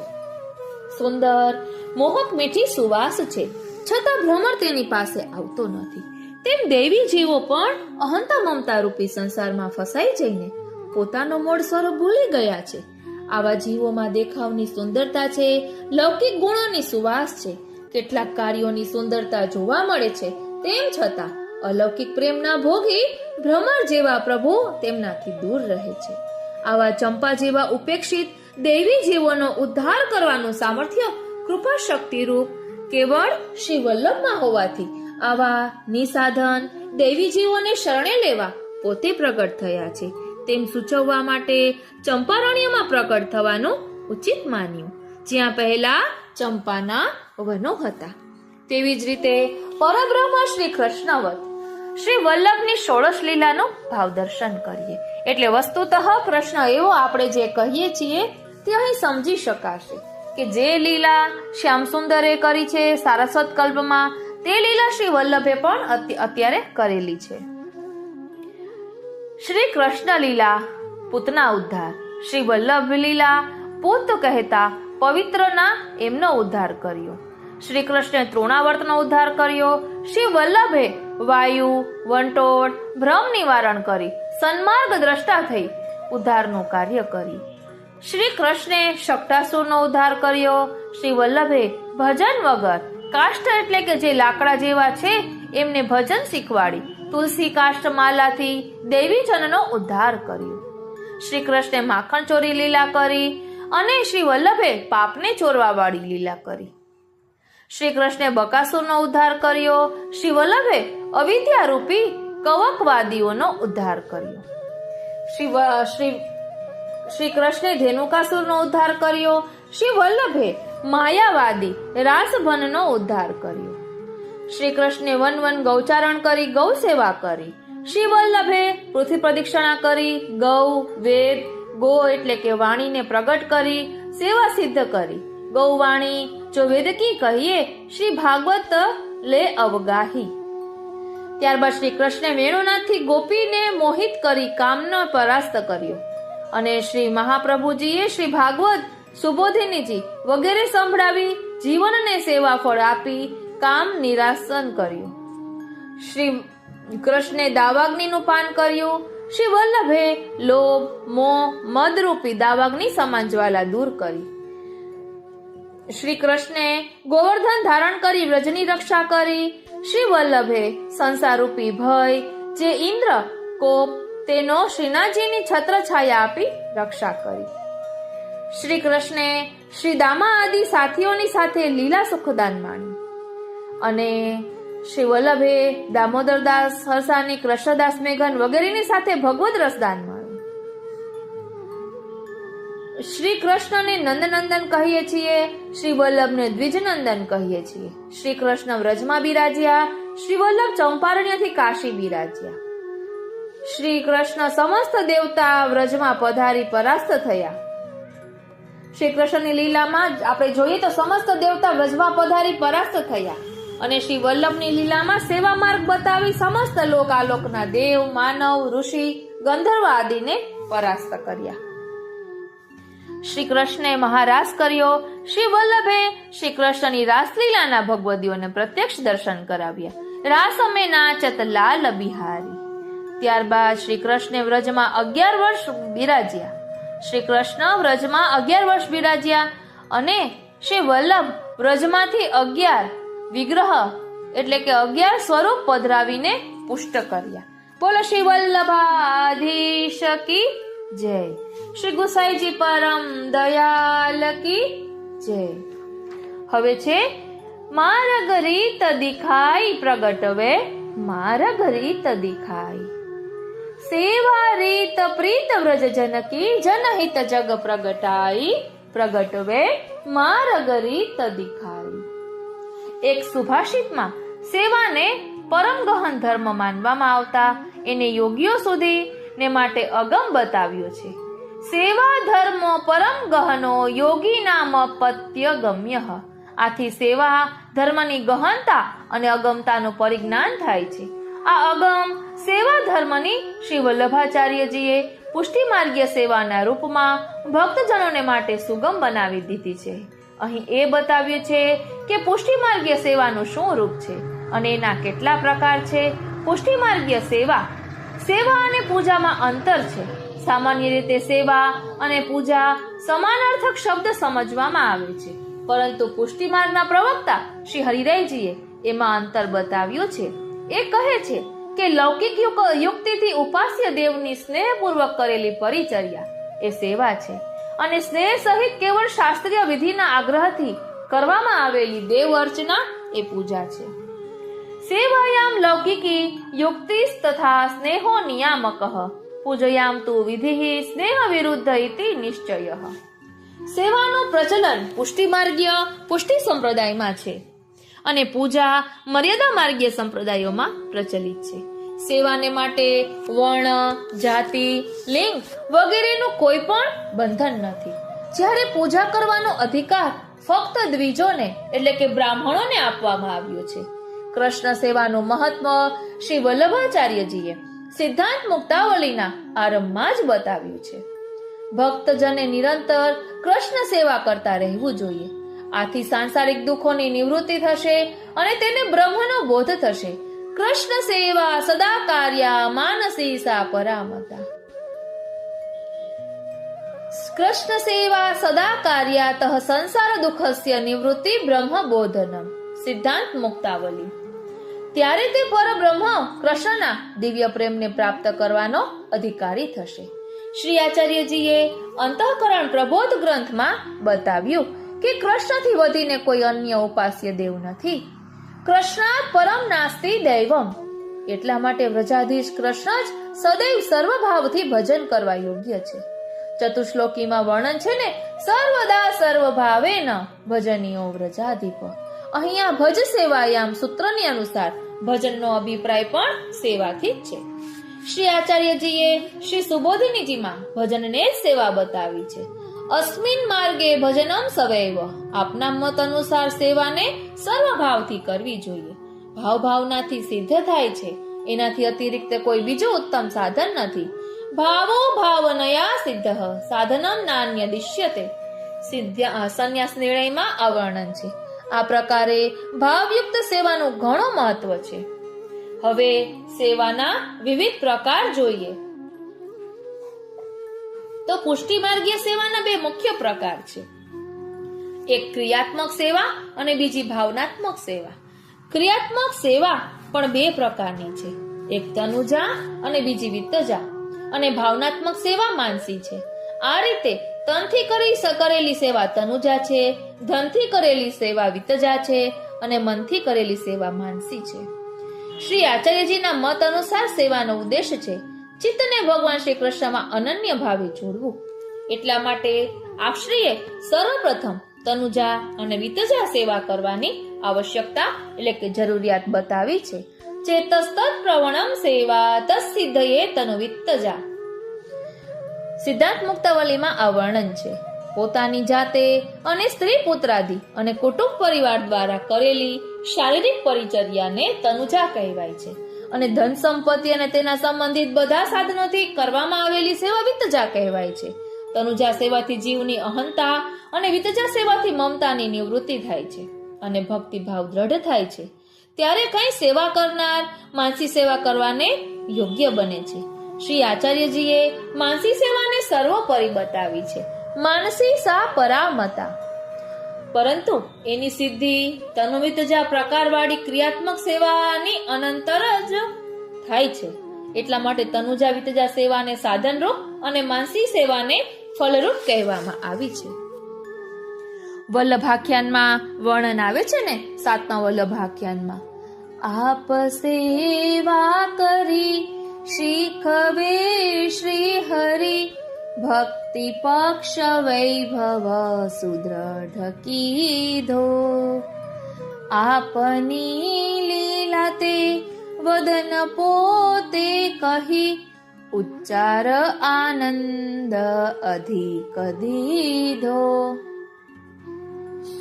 શ્રીનાથજી એટલે શ્રી હરિ પોતે જ શ્રી વલ્લભ સ્વરૂપે પ્રકટ થઈને પોતાની સેવા પોતે જ કરી ભક્તોને શીખવાડી છે અને પોતાની દિવ્ય લીલાનો વિસ્તાર પોતે જ શ્રીમુખ વચનામૃત દ્વારા કરી ભક્તોને અતિ આનંદ આપી ભક્તિ માર્ગનો પક્ષ ખેંચી માર્ગને સુદૃઢ કરવા વિસ્તારથી વર્ણવ્યો છે. ઓ શ્રીનાથજી, હવે શ્રી મહાપ્રભુજીના ચોતરાજીની ભાવના દર્શાવી છે, બેઠકજીમાં ગાદીજીની ભાવના, આચાર્ય તિલકની ભાવના, છોકર વૃક્ષ સમી વૃક્ષની ભાવના. તો ચાલો હવે તેનું ભાવ દર્શન કરીએ. વાલા વૈષ્ણવો, ચાલો હવે શ્રી મહાપ્રભુજીના ચોતરાજીની ભાવના જોઈએ. શ્રી મહાપ્રભુજીએ જ્યારે ભારતના તીર્થોની યાત્રા કરી ત્યારે એ યાત્રાના સમયમાં પોતાની સાથે રહેવાવાળા સેવકોને આપ સચેત અને સાવધાન કરતા હતા કે હવે આ અમુક તીર્થ આવી ગયું છે અને અમો અહીં બિરાજીશું.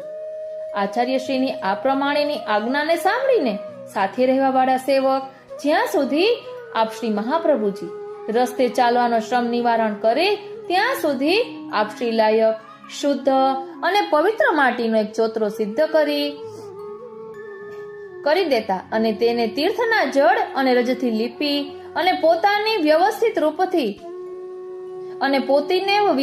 રૂપથી પરિષ્કૃત એટલે સુવ્યવસ્થિત કરી દેતા. મોટે ભાગે તે સ્થળ છોકરની છાયામાં જ હતા.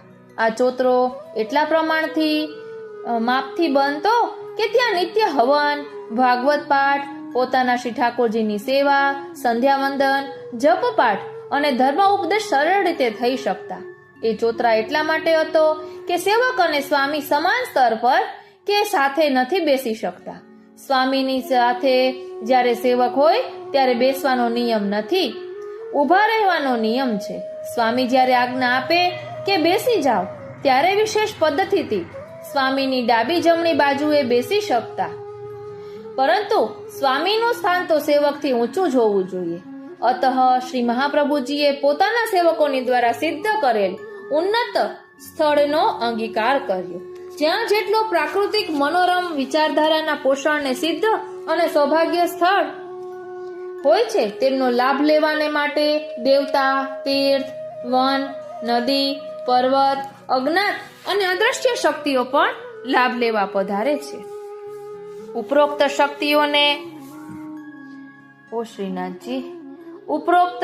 શક્તિઓને લાભાન્વિત થવાનો પ્રસંગ યથાસ્થળના બેઠક ચરિત્રમાં આપણને એટલા માટે મળે છે.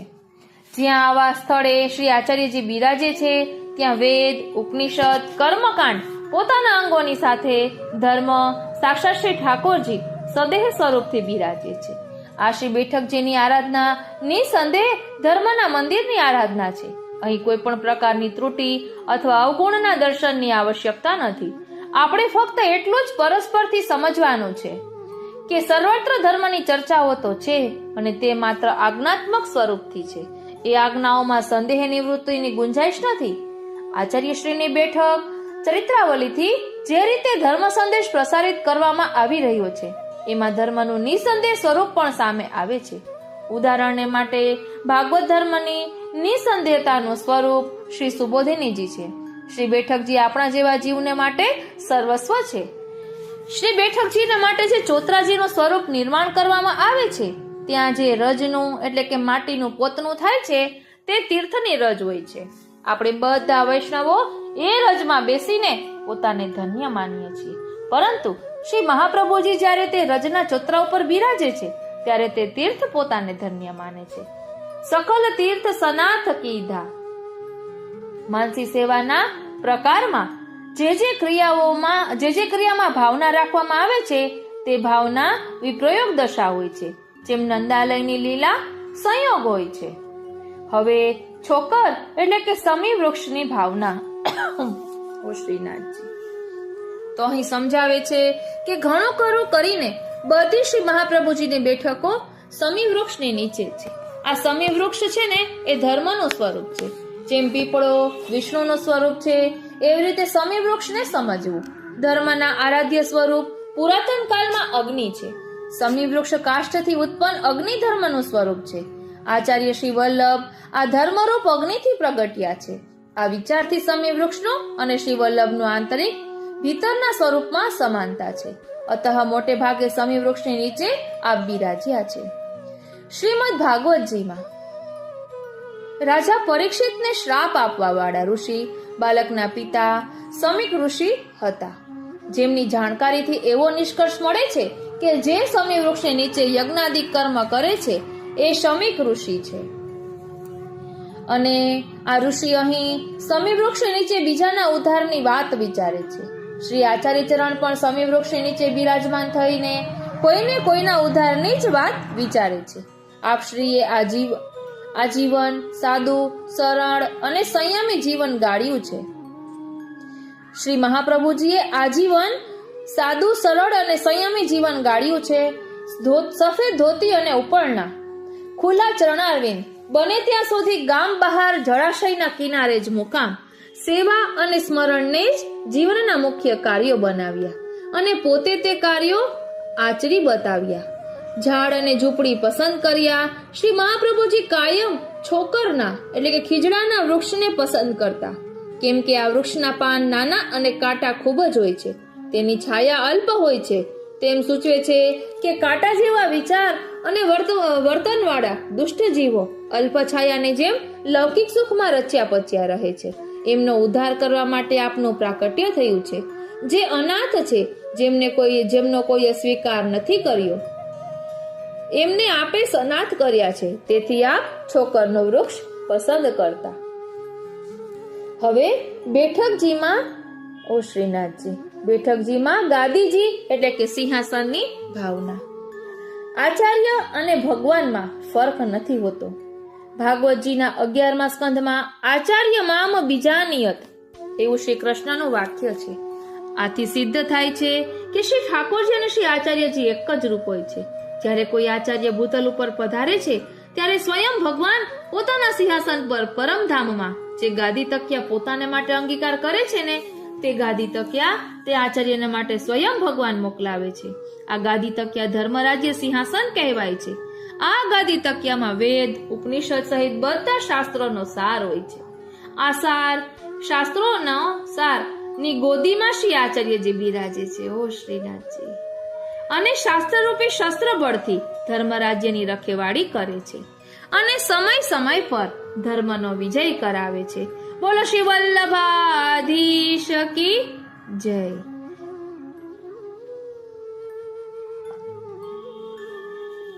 હવે આચાર્ય તિલકની ભાવના. વૈષ્ણવ અને વૈષ્ણવ આચાર્યોમાં વિષ્ણુપદ પ્રમુખ એટલે કે મુખ્ય હોય છે. એટલા માટે આચાર્ય શ્રી વલ્લભે વિષ્ણુપદ રૂપ તિલક અંગીકાર કર્યું છે. આચાર્યશ્રીના શ્રી મસ્તક ઉપર શોભાયમાન વિષ્ણુપદ રૂપ ઉર્ધ્વપુંડ તિલકને જોઈને ધર્મને ધીરજ એટલે કે આશ્વાસન મળે છે. આ જ આચાર્ય મારા ધર્મના પોષક છે, પોષણ કરનારા છે. એટલા માટે તિલક શોભાયમાન છે. શ્રી આચાર્ય ચરણ શ્રી સ્વામિનીજીનું સ્વરૂપ છે. શ્રી સ્વામિનીજી સ્વરૂપ હોવાના કારણે આપના શ્રી મસ્તક પર તિલકનું ચિહ્ન શ્રી કૃષ્ણના ચરણ ચિહ્ન છે. ધ્યાન આપજો, શ્રી મસ્તક પર તિલકનું ચિહ્ન એ શ્રી કૃષ્ણના ચરણ ચિહ્ન છે. શ્રી સ્વામિનીજી અને શ્રી ઠાકોરજી બંનેના વચ્ચે મધ્ય શ્રી કૃષ્ણના ચરણ શ્રી સ્વામિનીજીના મસ્તક પર સુશોભિત થવું કોઈ વિપરીત રસલીલાનો સૂચક છે. सूर श्याम तुम बनो राधिका मैं नंद लाल कहाऊं, આ વિપરીત લીલાનો સૂચક છે. श्री वल्लभ राज की बल बल जाऊं मुद्र तिलक सहित मुख जाकी छवि निरख मेरे नयन सिराऊं. श्री वल्लभ पुन श्री गिरिधर मूर्ति एक अनेक ही शोभित नाऊं. अभय रास विलास करो प्रभुलाल गोपाल सकल गुण गाऊं. વાલા વૈષ્ણવો, અહીં તિલકની વાત આવી છે તો આપણા તેલંગ કુળના તિલક એવા શ્રીમદ વલ્લભનું ગુણગાન એક નવા જ રૂપમાં કરીએ.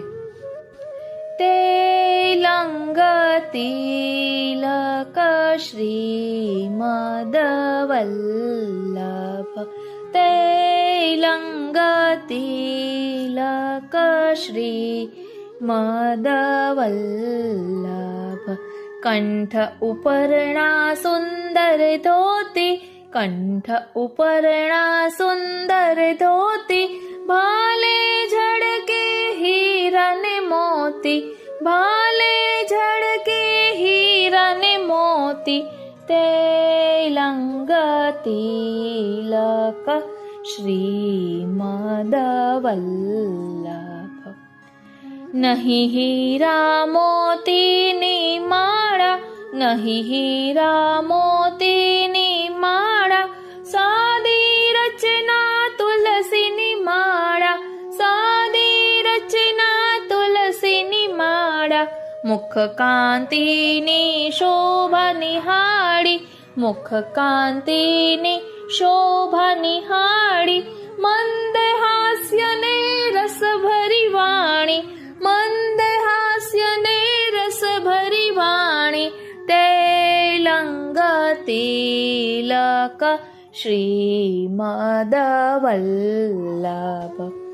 ભવસાગરને તરવા માટે, ભવસાગરને તરવા માટે, ષોડશ ગ્રંથની નૌકા દીધી, ષોડશ ગ્રંથની નૌકા દીધી, સોમયજ્ઞ સો કર્યા ત્યારે, સોમયજ્ઞ સો કર્યા ત્યારે, પ્રગટ થયા પુરુષોત્તમ પ્યારે, પ્રગટ થયા પુરુષોત્તમ પ્યારે, તે લંગતી લક શ્રીમદવલ્લભ,